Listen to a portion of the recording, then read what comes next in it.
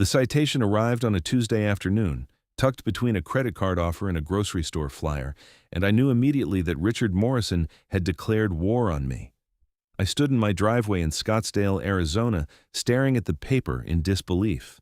$50 for leaving my trash cans visible from the street past noon on collection day. The thing was, I had rolled them back to my garage at 10:30 that morning. I remembered checking my watch because I had a conference call at 11. This was not a mistake. This was deliberate. Richard Morrison had been president of the Sonoran Vista Homeowners Association for 3 years, and in that time, he had transformed our quiet neighborhood into his personal fiefdom. The man was 52 years old, drove a Mercedes he could not quite afford, and treated the HOA bylaws like they were handed down from Mount Sinai. But he had never targeted me specifically before. I had always paid my dues on time, kept my lawn immaculate, and stayed out of neighborhood politics. That changed 2 months ago when I voted against his proposal to increase HOA dues by 40%. The meeting had been contentious. Richard wanted the money to install a new fountain at the neighborhood entrance, complete with LED lighting and a bronze sculpture of a roadrunner. It was a vanity project, plain and simple, and most of the neighborhood saw through it. The vote failed 19-7. Richard's face had turned the color of a ripe tomato. He had glared at me across the community center with an expression that promised retribution. I'd shrugged it off at the time. What could he really do? Now I knew. I walked into my house and tossed the citation on my kitchen counter. My golden retriever, Buster, patted over and nuzzed my hand. I scratched behind his ears absently, my mind already working through the implications. $50 was nothing. I could pay it and move on. But this was not about money. This was about control. If I paid this fraudulent fine without pushback, Richard would know he could manufacture violations whenever he wanted. He would bleed me dry with 1,000 paper cuts until I either fell in line or sold my house and left. I was not going anywhere. I had bought this house 4 years ago, right after my divorce from Jennifer. It was a fresh start, a place where I could rebuild my life. The house itself was modest by Scottsdale standards, a 3-bedroom ranch style with a pool and a view of the McDowell Mountains. But it was mine. I had poured my savings into it, renovated the kitchen myself, and planted the desert landscaping in the front yard with my own hands.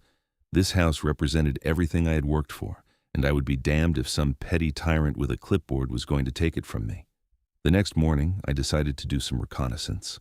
I drove slowly through the neighborhood, noting which houses had violations that Richard conveniently ignored. The Hendersons on Saguaro Drive had a boat parked in their driveway, visible from the street, which was explicitly prohibited in Section 12.4 of the HOA bylaws, no citation. The Patels on Ocotillo Lane had not repainted their house number on the curb, which was required every 2 years according to Section 8.9. No citation. Karen Whitmore, Richard's second-in-command on the HOA board, had decorative flags hanging from her porch that exceeded the permitted size limit. No citation. The pattern was clear. Richard enforced the rules selectively, targeting people he did not like while giving his allies a pass. It was corruption on a small scale, but corruption nonetheless. I went home and drafted a formal appeal of the citation, citing the photographic evidence from my phone that showed my trash cans had been returned to my garage before noon. I included screenshots with timestamps. I delivered it personally to Richard's house that afternoon. He answered the door in golf attire, holding a glass of what looked like bourbon, even though it was only 3 in the afternoon. His face registered surprise, then annoyance. "Can I help you?"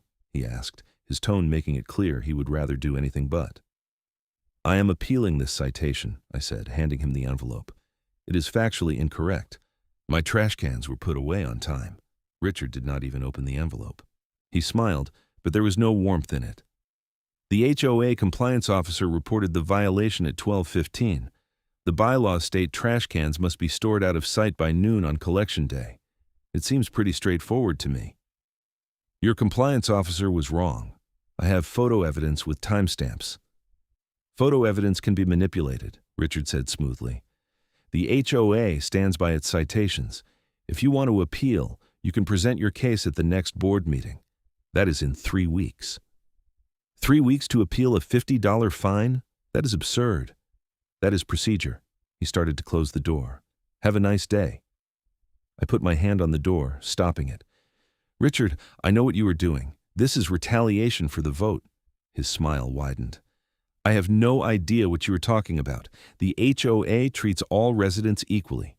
Now, if you do not mind, I have a tea time in 30 minutes. He closed the door in my face. I walked back to my truck, anger simmering in my chest. 3 weeks. He was dragging this out deliberately, making me sweat, asserting his authority. And even if I won the appeal, what then? He would just manufacture another violation and another. He would bury me in paperwork and fines until I gave up. But Richard Morrison had made a critical miscalculation. He had no idea who he was dealing with. I spent 15 years working in private equity before I burned out and took early retirement at 43. I'd made my money buying distressed debt, restructuring companies, and occasionally purchasing mortgage notes from banks looking to offload risky assets. It was not glamorous work, but it was lucrative. I'd built a portfolio of investments that generated enough passive income to live comfortably without working a traditional job. Part of that portfolio included residential mortgage notes. About a year ago, I had purchased a bundle of 37 notes from a regional bank in Phoenix that was tightening its balance sheet. I had bought them at a discount, hired a servicing company to handle the payments, and collected the spread. It was a straightforward investment, the kind of thing I did not think much about on a day-to-day basis. That evening, I logged into my investment account and pulled up the list of mortgage notes I owned. I scrolled through the addresses, not really expecting to find anything useful. It was a long shot, a wild hair that probably would not pan out, and then I saw it.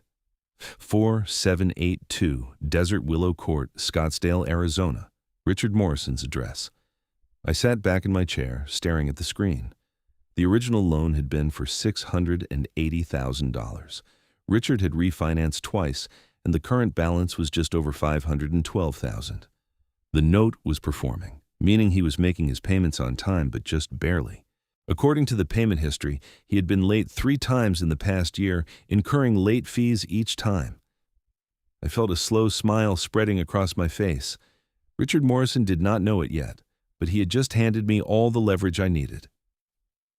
I spent the next 2 days doing my homework.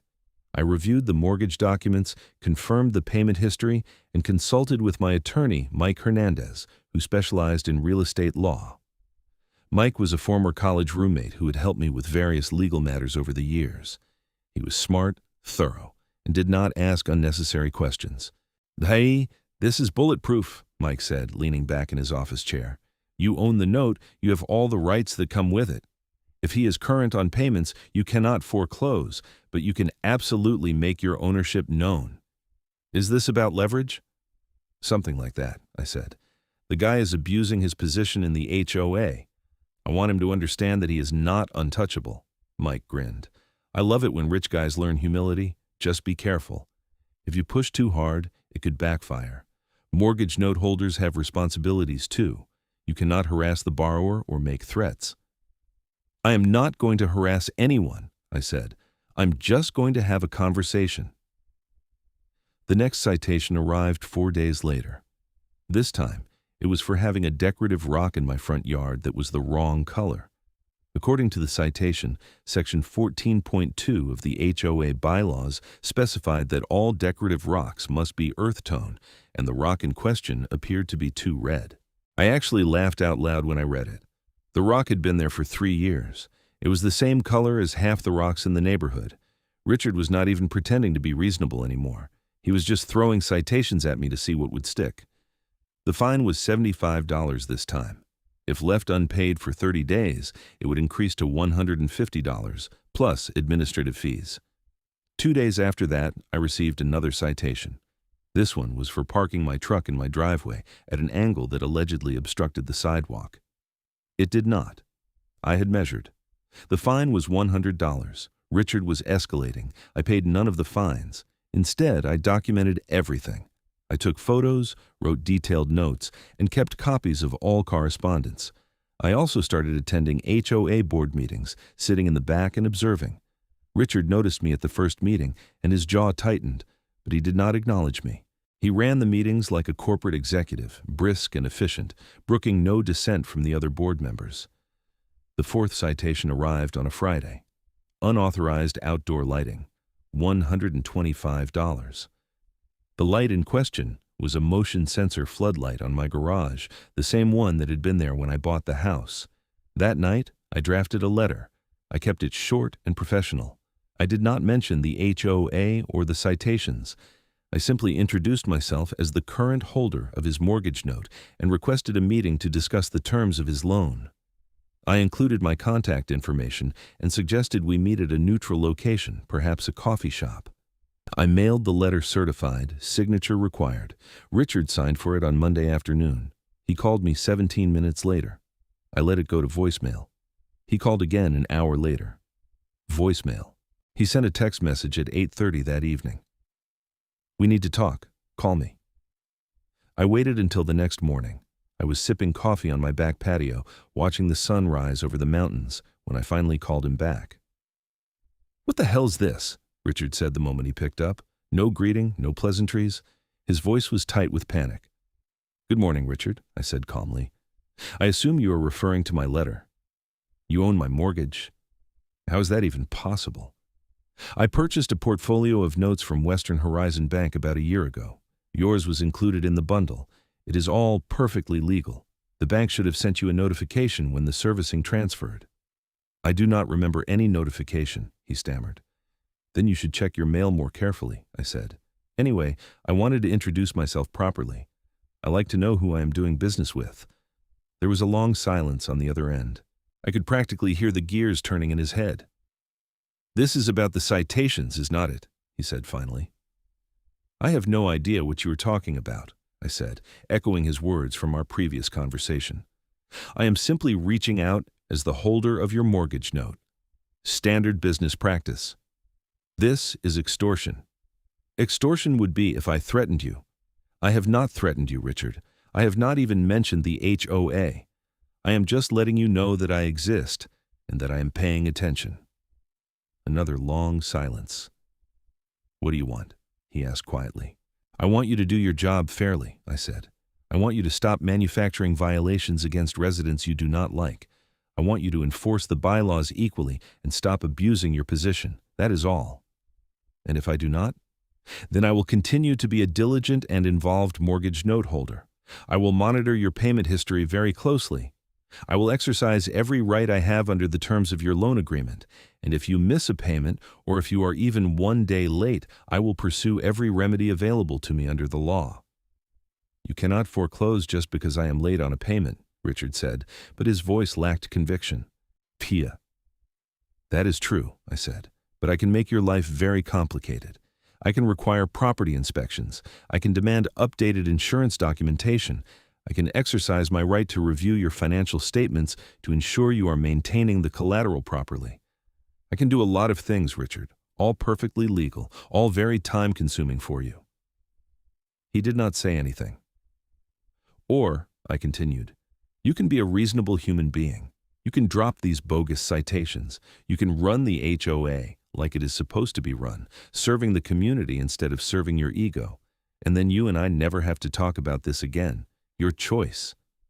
"This is blackmail," he said, but there was no heat in it anymore. Just defeat. "No, this is reality. Welcome to it. I will expect a response within 48 hours. I hung up before he could say anything else. The next 2 days were tense. I half expected Richard to double down, to issue more citations, to try to rally the HOA board against me. But nothing happened. My mailbox remained mercifully free of violations. The neighborhood was quiet. On the second evening, Richard called again. "The citations are withdrawn," he said without preamble. "All of them. You will receive confirmation letters by the end of the week." "I appreciate that," I said. "Is there anything else?" His voice was cold, professional. "No, that's all. Thank you for your cooperation, Richard. I look forward to a productive relationship going forward." He hung up without saying goodbye. The confirmation letters arrived as promised. Each citation was marked as void with no penalties assessed. I filed them away in my growing folder of HOA correspondence and allowed myself a moment of satisfaction. But I knew this was not over. Men like Richard Morrison did not accept defeat gracefully.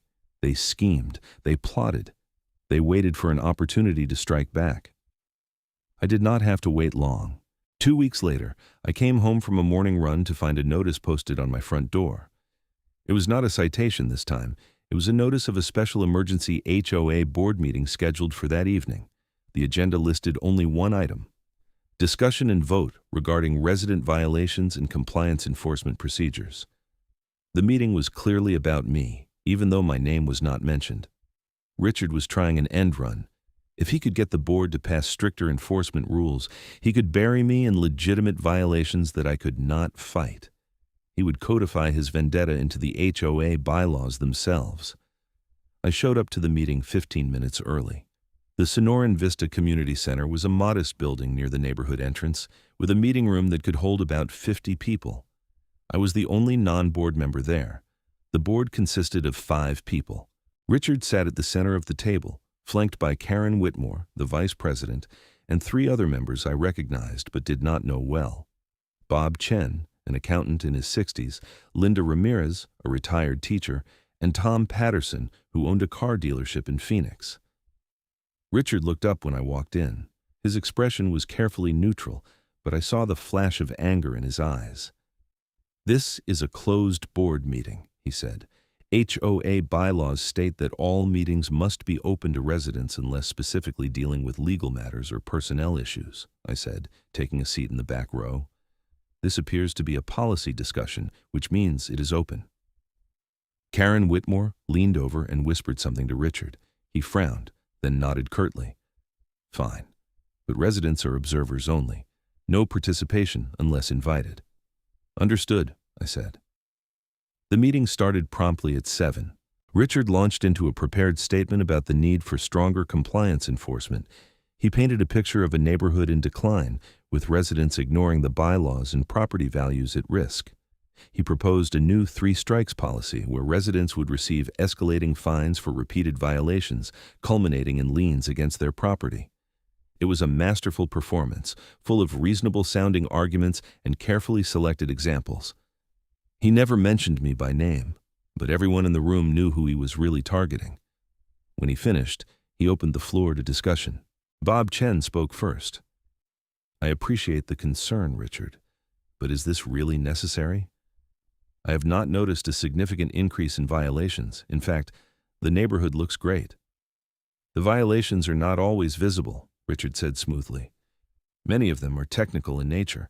Trash cans left out too long, improper landscaping materials, that sort of thing." "But we have never had a 3 strikes policy before," Linda Ramirez said. "It seems harsh." "It is not harsh, it is consistent," Karen Whitmore interjected. "We need to send a clear message that the rules matter." Tom Patterson had been silent, studying the proposal. Now he looked up. "Richard, can you give us some specific examples of the violations you are concerned about? I want to make sure we are solving a real problem here." Richard hesitated for just a fraction of a second. "Well, we have had several issues with trash cans recently, and some concerns about decorative elements that do not meet the approved color palette." "Who reported these violations?" Tom asked. "I did," Richard said. "As president, I conduct regular neighborhood inspections." "Regular inspections," Tom repeated. "How often are we talking?" "As often as necessary." Tom leaned back in his chair, his expression thoughtful. "Richard, I'm going to be honest with you. This feels like overkill. We are a homeowners association, not a police state. If someone's house is falling apart or they are running a chop shop in their garage, sure, we need to step in. But nickel and diming people over trash cans and rocks, that is not what I signed up for when I joined this board." "I agree," Bob Chen said. "I vote no on this proposal." Richard's face flushed. "We have not even finished discussing it." "I think we have heard enough," Tom said. "Linda, where do you stand?" Linda looked uncomfortable. "I appreciate the intention, but I think Tom and Bob are right. This is too much. I vote no." Karen Whitmore looked at Richard desperately. "We should table this and revisit it next month after we have had more time to gather data." "Let us just vote and be done with it," Tom said. "All in favor of the new enforcement policy?" Richard and Karen raised their hands.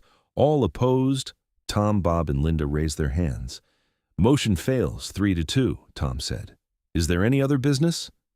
Richard gathered his papers stiffly. "No. Meeting adjourned." I walked out of the community center feeling lighter than I had in weeks. Richard had lost, and he had lost publicly. The other board members were clearly tired of his authoritarian approach. Change was coming. But Richard was not done yet. The next morning, I woke to find my front lawn spray-painted with red X marks. Someone had vandalized my property in the night, marking up the landscaping with crude symbols. I called the police immediately. Officer Jennifer Torres arrived within 20 minutes. She was in her mid-30s, professional and thorough. She took photos, filled out a report, and asked if I had any security cameras. "No," I said. "I never thought I would need them." "You might want to consider installing some," she said. "Do you have any idea who might have done this?" I hesitated. I could tell her about Richard, about the HOA dispute, about everything that had been happening, but I had no proof that he was involved. Accusing him without evidence would just make me look paranoid. "No idea," I said finally. "Probably just kids." Officer Torres did not look convinced, but she did not push it. "Well, if you think of anything, give us a call. In the meantime, I will have patrol swing by your street more often for the next few nights." After she left, I spent 3 hours scrubbing the paint off my rocks and plants. Some of it came off easily. Some of it had soaked in and would not budge. I would have to replace several of the plants entirely. That afternoon, I drove to a home security store and bought a complete camera system, 4 cameras with night vision, motion detection, and cloud storage. I installed them that evening, covering every angle of my property. 2 nights later, the cameras paid off. At 2:15 in the morning, motion sensors triggered an alert on my phone. I grabbed it off my nightstand and pulled up the camera feed. A figure in dark clothing was creeping across my front yard, carrying what looked like a can of spray paint. I zoomed in on the face. It was not Richard. It was a kid, probably 17 or 18, wearing a hoodie and jeans. He looked nervous, glancing around repeatedly as if he expected to get caught.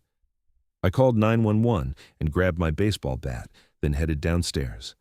I turned on every exterior light on my property, flooding the yard with illumination.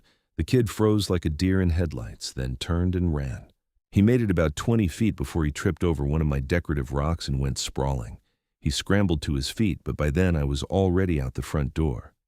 "Stay right there," I shouted. "The police are on the way." The kid looked at me, looked at the bat in my hands, and made a calculation. He stayed put, breathing hard, his face pale. Officer Torres arrived with a partner 6 minutes later. They handcuffed the kid and searched him, finding the spray paint, a pocket knife, and his wallet. His name was Tyler Morrison. Morrison. "Is Richard Morrison your father?" I asked. The kid would not look at me. "My uncle." Of course. Officer Torres took Tyler to the patrol car while her partner stayed behind to talk to me. I showed him the camera footage, which clearly showed Tyler approaching my property with the spray paint. The officer took my statement and assured me they would be in touch. "Do you want to press charges?" he asked. "Absolutely," I said. Given his age and the fact that this is apparently his first offense, he will probably get off with community service and restitution. But it will go on his record." "That's fine. I just want this documented." After the police left, I sat on my front porch watching the sun come up. I felt tired and frustrated. Richard had escalated from petty bureaucracy to actual vandalism. He had involved a kid in his vendetta. How far was he willing to go? I got my answer the next day. Richard called me at 9 in the morning. His voice was tight and angry. "You had my nephew arrested." "Your nephew vandalized my property," I said. "On camera. What did you expect me to do?" "He's a good kid. He made a mistake." "He made a mistake because you put him up to it. Did you really think I would not press charges, Richard, after everything you have pulled?" "I had nothing to do with it," Richard said, but his tone was unconvincing. "Tyler acted on his own." "Right.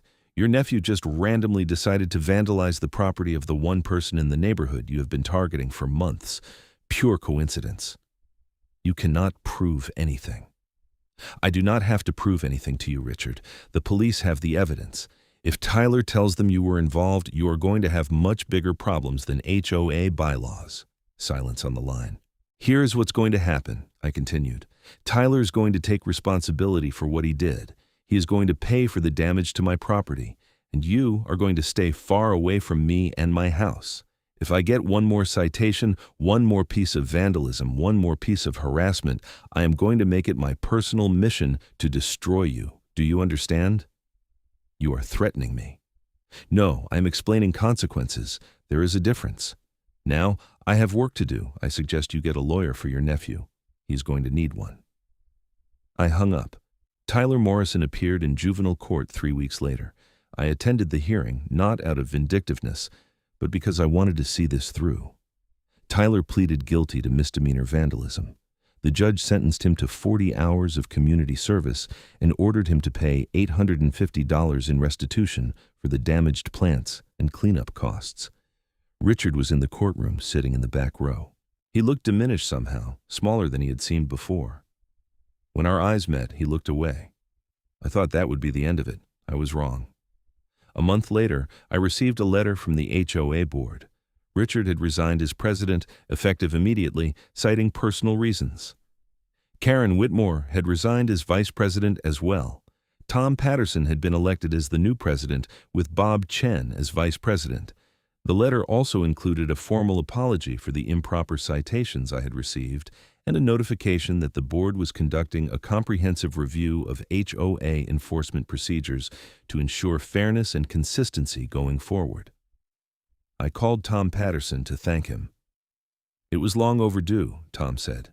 Richard ran this HOA like his personal kingdom for too long. Several residents had complained over the years, but nobody wanted to rock the boat. Your situation brought everything to a head. What finally made him resign? I asked. Tom chuckled. Tyler told his parents what happened. Apparently, Richard did put him up to the vandalism. He told Tyler it was a harmless prank, that you had been causing trouble in the neighborhood. When Tyler got arrested, he told his parents everything.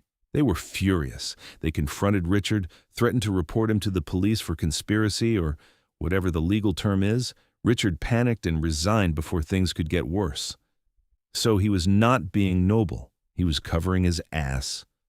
Exactly. Between you and me, I think Richard's finances are a mess too.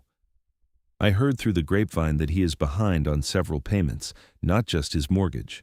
He was using the HOA president position to feel important because everything else in his life was falling apart. I thought about that. It did not make me feel sympathetic toward Richard, but it did make me understand him better. He was a man desperately trying to maintain control in a life that was spiraling. The HOA presidency was the one place where he had authority, where people had to listen to him. And when I challenged that authority, he lashed out. Well, I'm glad it is over, I said. So are the rest of us, Tom said. By the way, we are having a neighborhood barbecue next month. You should come. It would be good for people to get to know you better. I will be there, I said. The next few months passed quietly. The new HOA board operated with transparency and common sense. Violations were rare and handled with warnings rather than immediate fines.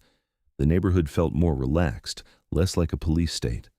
I saw Richard around occasionally. He drove a Toyota now instead of a Mercedes. His house had a for sale sign in the yard. We never spoke. Then one morning in late November, I received a notice from my mortgage servicing company. Richard Morrison had missed 2 consecutive payments on his loan. Under the terms of the mortgage agreement, I had the right to declare the loan in default and pursue remedies including foreclosure. I sat at my kitchen table staring at the notice for a long time. I could ruin Richard if I wanted to. I could force the sale of his house, destroy his credit, make his already difficult situation infinitely worse. Part of me wanted to. After everything he had put me through, after the stress and the citations and the vandalism, he deserved it. But another part of me remembered Tom Patterson's words. Richard was a man whose life was falling apart. He had already lost his position, his respect in the community, and apparently his financial stability. Kicking him while he was down would not make me feel better. It would just make me like him. I called Mike Hernandez. What are my options here? I asked after explaining the situation. Well, you can foreclose, Mike said. You would be well within your rights, but foreclosure is messy and time-consuming, and you might not recover the full value of the loan. What else? Oh, you could restructure the loan, extend the payment terms, reduce the monthly payment, maybe forgive some of the late fees. It would give him breathing room to get back on his feet. And if he defaults again, then you foreclose. But at least you can say you tried to work with him. I thought about it for a day. Then I called Richard. He sounded surprised to hear from me. What do you want? I want to discuss your mortgage, I said. You have missed 2 payments. His voice went flat. I know, I'm working on it. Richard, I'm not calling to threaten you. I'm calling to offer you a solution. I'm willing to restructure your loan to make the payments more manageable. We can extend the term, lower the monthly amount, and waive the late fees. But I need you to commit to making the payments going forward. No more missed months. Silence. Why would you do that? He asked finally. Because I do not want to foreclose on your house, I said honestly. I do not want to be that guy. You made mistakes, and so did I in how I handled some of this. But it is over now. Let us both move forward. I do not understand, Richard said, and he sounded genuinely confused. I made your life hell. Why are you helping me? Because you are not my enemy, Richard. You're just a guy who made some bad decisions. We all do that sometimes. This is me choosing not to make things worse. Another long silence. Thank you, he said quietly. I will make the payments. I promise. I know you will, I said. Mike drew up the loan modification papers, and Richard signed them 2 weeks later. His monthly payment dropped by nearly 30%, which gave him enough cash flow to get his finances stabilized. He sold his house the following March and moved to a smaller place in Tempe. I heard through the neighborhood grapevine that he had taken a job as a manager at a logistics company and was slowly rebuilding his life. The Sonoran Vista HOA thrived under Tom Patterson's leadership. The neighborhood became friendlier, more cohesive. People actually talked to each other at the mailboxes instead of hurrying past with their heads down. The annual holiday party, which had been a stuffy affair under Richard's tenure, became a potluck where people brought their kids and their dogs and actually enjoyed themselves. I went to that holiday party in December. I brought a smoked brisket that I had spent all morning preparing, and it was gone within an hour. People complimented my cooking, asked about Buster, and welcomed me into conversations like I had always been part of the community. At one point, Tom Patterson pulled me aside. You know, people have been asking questions about what happened with Richard. I have not said anything, but rumors fly in a place like this. What kind of rumors? I asked. That you had some kind of leverage over him, that you forced him out. I considered how to respond. Richard created his own problems. I just declined to be his victim. Tom nodded. Fair enough. For what it is worth, I think you handled everything with a lot more grace than most people would have. Richard was spiraling, and you could have crushed him. The fact that you did not says a lot about your character. I just wanted to live in peace, I said. That is all I ever wanted. Well, you've got it now, Tom said, clinking his beer bottle against mine. As I drove home that night, Buster snoring in the passenger seat, I reflected on the past year. It had been one of the strangest experiences of my life. I had gone from being a quiet guy who just wanted to enjoy his retirement to being embroiled in a neighborhood power struggle that had gotten way out of hand. But through it all, I had learned something important. Power is a strange thing. It can corrupt good people and bring out the worst in insecure ones. Richard had a little bit of power, and it had consumed him. He had used it to bully and control, and in the end, it had destroyed him. I had power too, the power of owning his mortgage note, but I had chosen to use it differently, not to destroy, but to protect myself. And when I had the opportunity to crush him, I had chosen mercy instead. That choice had not made me weak. If anything, it had made me stronger. Because true strength is not about dominating others. It is about knowing when to fight and when to show compassion. It is about standing up for yourself without becoming the very thing you oppose. I pulled into my driveway and sat for a moment, looking at my house. The exterior lights illuminated the front yard, highlighting the desert landscaping that I had planted myself. The security cameras I had installed were subtle but present, a reminder that I had learned to protect what was mine. This was my home, my sanctuary, my fresh start after the divorce, and I had fought to keep it, not with rage or vengeance, but with strategy and restraint. Buster stirred and looked at me expectantly. I scratched his ears and smiled. Come on, boy, let us go inside. The holidays passed peacefully. I spent Christmas Day at my sister's house in Flagstaff, playing with my nieces and nephews and eating too much turkey. I spent New Year's Eve alone, which was exactly how I wanted it, sitting by my pool with a glass of whiskey and watching fireworks explode over the McDowell Mountains. In January, Tom Patterson called to ask if I would consider joining the HOA board. One of the members had moved out of state, and they needed to fill the position. I appreciate the offer, I said, but I think I will pass. I'm not really a committee guy. That's too bad, Tom said. We could use someone with your skills, but I understand. The offer stands if you change your mind. I did not change my mind. I had learned my lesson about getting involved in neighborhood politics. The HOA ran fine without me, and I was content to be a regular resident who paid his dues and attended the occasional meeting when something important was being discussed. In February, I ran into Richard at a Home Depot in Tempe. We both stopped, surprised to see each other. For a moment, neither of us knew what to say. How are you doing? I asked finally. Better, Richard said. He looked healthier than the last time I had seen him, less stressed. The new job is going well. I am settling into the new place. That is good to hear. Listen, Richard said, shifting his weight awkwardly. I never properly apologized for what I put you through. The citations, the harassment, everything with Tyler, it was wrong. I was in a bad place, but that is no excuse. I'm sorry. I studied him for a moment. The apology seemed genuine. His eyes were clear, his posture open. This was not the same angry, desperate man who had waged war on me a year ago. I appreciate that, I said, and for what it is worth, I am sorry too. I could have handled some things better. You were defending yourself, Richard said. I do not blame you for that. Anyway, I just wanted to say it. I am working on making amends with people I have hurt. You were at the top of the list. We shook hands, and then Richard walked away. I stood in the plumbing aisle for a minute, processing the encounter. It felt like closure, like the final chapter of a story that had consumed too much of my life. I finished my shopping and drove home, feeling lighter than I had in months. Spring arrived, bringing with it the brutal heat that defines Arizona summers. I spent my days swimming in my pool, reading books on my patio, and taking Buster for early morning walks before the temperature became unbearable. The mortgage payments from Richard arrived on time every month. The loan was performing well, and I no longer thought about it much. It was just another line item in my investment portfolio, generating steady returns. In May, I received a notification that Richard had sold the note to another investor. He had refinanced through a traditional bank, paid off my note in full, and moved on. It was the last connection between us severed, the final loose end tied up. I deposited the check, closed out the account, and moved on with my life. That summer, I started dating a woman named Rachel, who I met at a charity fundraiser.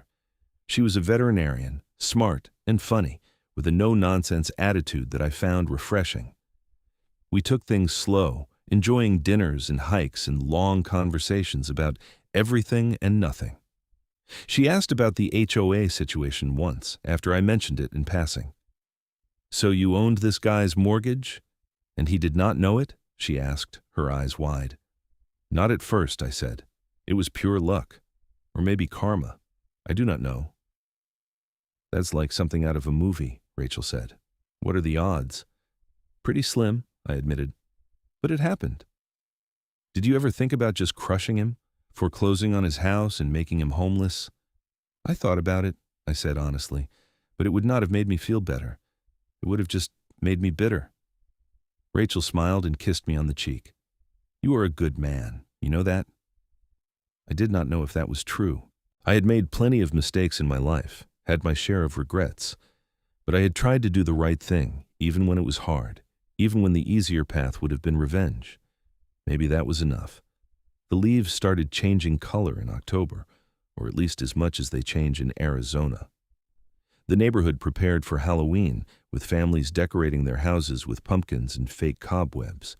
The HOA, under Tom's leadership, organized a trick-or-treating event with a safe route through the streets and volunteers handing out candy at key locations.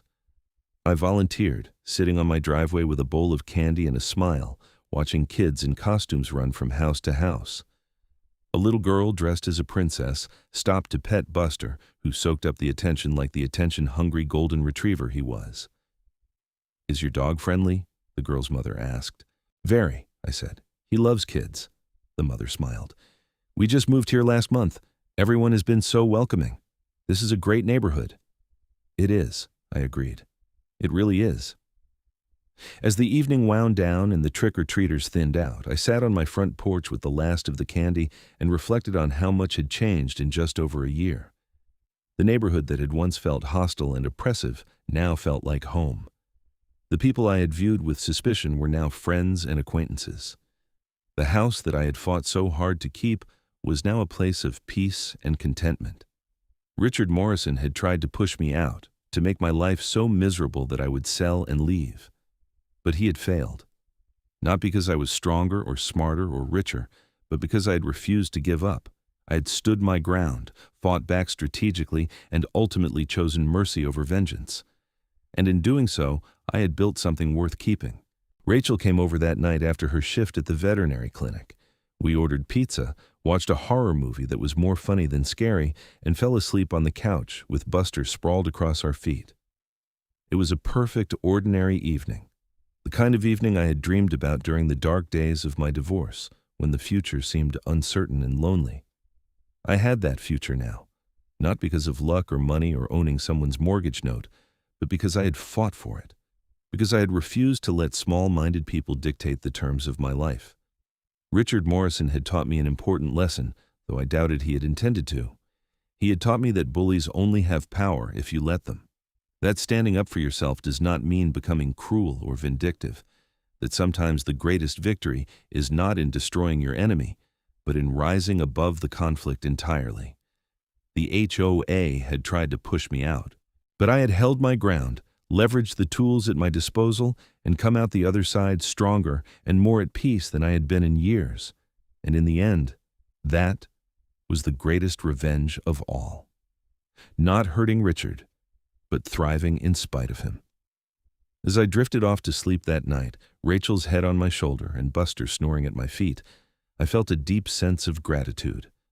Gratitude for this house, this neighborhood, this life I had built. Richard Morrison had tried to take it from me. He had failed, and I had won by simply refusing to lose. The story of the HOA president who stacked fines to push me out, who panicked when he learned I held his mortgage note, had become just that. A story. A chapter in my life that was closed, filed away, learned from, and left behind. I had moved on. And judging by our encounter at Home Depot, so had Richard. Maybe that was the best ending either of us could have hoped for. Not victory or defeat, but growth and change and the chance to start over.